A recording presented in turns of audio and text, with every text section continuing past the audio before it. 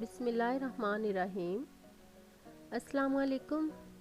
मेरा नाम डॉक्टर इशरत है और मेरा आज का इंफॉर्मेटिव टॉपिक है पीरियड्स में पेन, जिसे मेडिकल लैंग्वेज में डिस्मेनोरिया कहते हैं।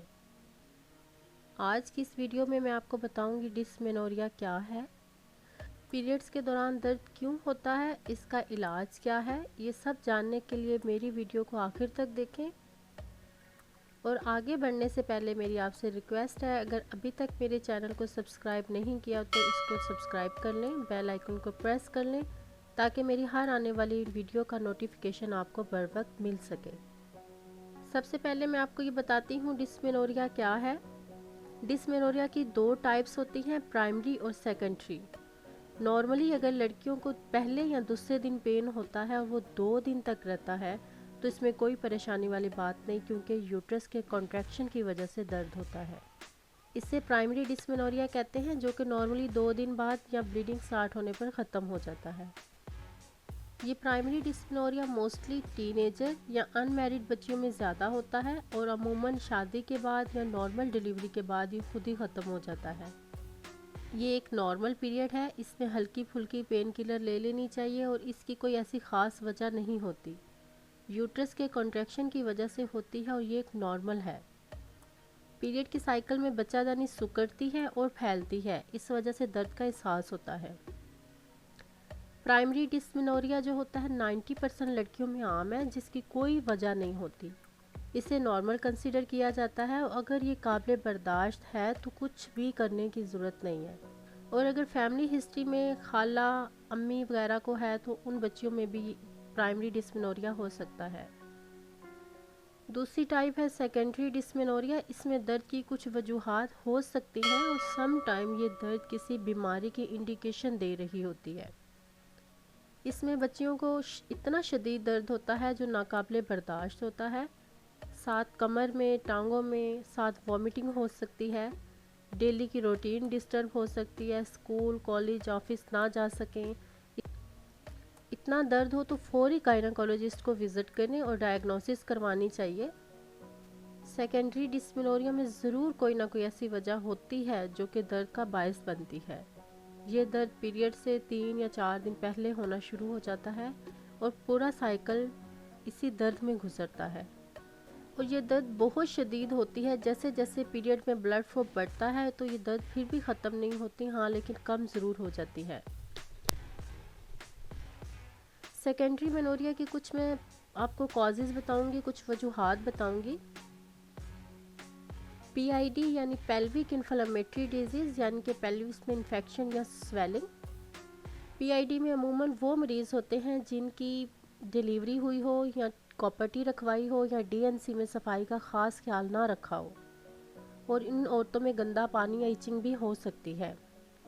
सेकेंडरी डिस्मेनोरिया की दूसरी बड़ी वजह एंडोमेट्रोसिस भी हो सकता है। ये एक ऐसी बीमारी है जिसमें पीरियड्स के दिनों में ब्लड बाहर तो आता ही है लेकिन इंटरनल ब्लीडिंग भी होती है। एंडोमेट्रोसिस में जैसे जैसे ब्लड फ्लो बढ़ता है साथ साथ ये पेन बढ़ता जाता है। एंडोमेट्रोसिस में दर्द इतना शदीद हो सकता है कि बाज़ औक़ात पेन किलर इंजेक्शन लगाने पड़ जाते हैं और ये एंडोमेट्रोसिस टीनेजर से बढ़ता जाता है और बाज़ औक़ात फैलोपियन ट्यूब्स को ब्लॉक भी कर देता है, जिसकी वजह से बांझपन हो सकता है। पीसीओएस में भी बाज़ औक़ात दर्द हो सकता है। इसके अलावा हार्मोनल डिसऑर्डर भी हों तब भी पेन हो सकती है।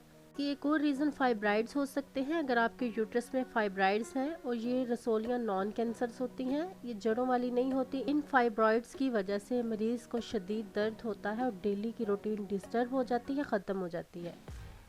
अब मैं आपको बताऊंगी कि इसमें कुछ मिथ्स होते हैं या इसको घर पर कैसे इलाज किया जा सकता है या हमें डॉक्टर के पास किस टाइम जाना चाहिए।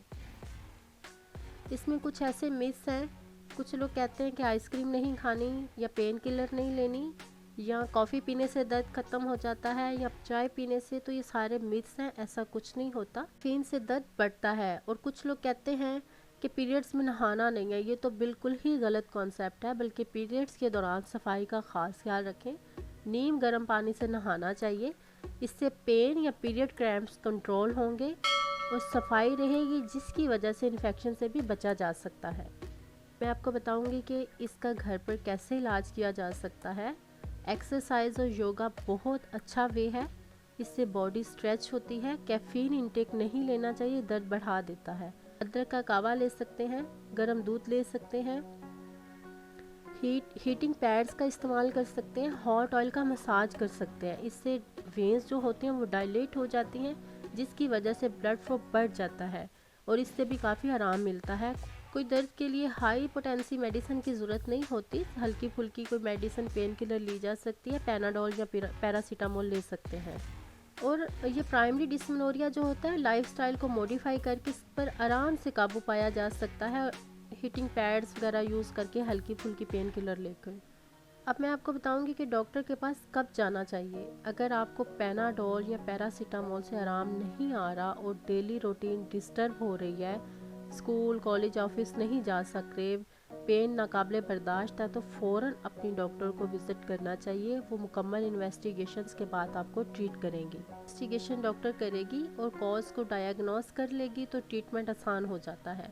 ये था मेरा आज का इन्फॉर्मेटिव टॉपिक। अगर आपको मेरी वीडियो पसंद आए तो प्लीज़ मेरे चैनल को लाइक करें, शेयर करें, सब्सक्राइब करें और बेल आइकन को ज़रूर प्रेस कर लें, ताकि हर आने वाली वीडियो का नोटिफिकेशन आपको सबसे पहले मिल सके।